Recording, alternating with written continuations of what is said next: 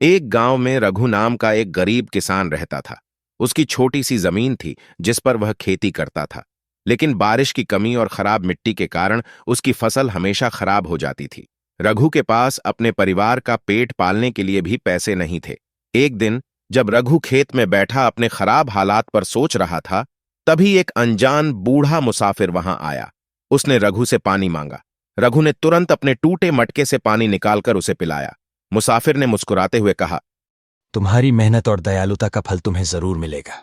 उस बूढ़े ने अपनी पोटली से एक चमकता हुआ बीज निकाला और कहा, यह बीज जादुई है, इसे अपने खेत में बो दो, लेकिन ध्यान रखना, इसे रोज प्यार से पानी देना और इसके साथ बातें करना।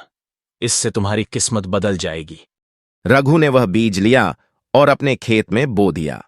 कुछ ही दिनों में उस बीज से एक बड़ा चमकदार पौधा उग आया।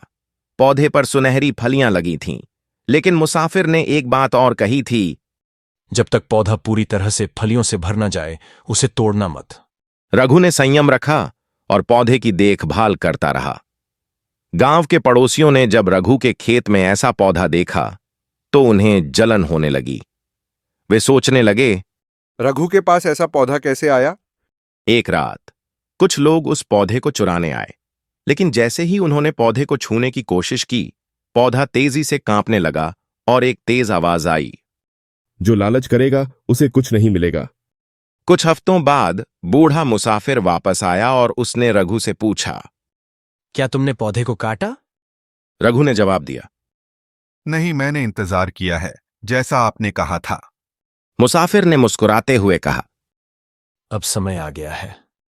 रघु ने पौधे की फलियों को तोड़ा और जब उसने उन्हें खोला तो उनके अंदर सोने के सिक्के थे। रघु ने बूढ़े से पूछा, आप कौन हैं? बूढ़े ने कहा, मैं तुम्हारी मेहनत और विश्वास का प्रतीक हूं। ये पौधा सिर्फ उनके लिए फल देता है जो मेहनत और धैर्य करते हैं। अब तुम हमेशा खुश रहोगे। और बूढ़ा गायब हो गया। रघु ने अपनी ईमानदारी, मेहनत और विश्वास से अपना जीवन बदल लिया। वह अब गरीब नहीं था, बल्कि सबसे सुखी किसान बन गया।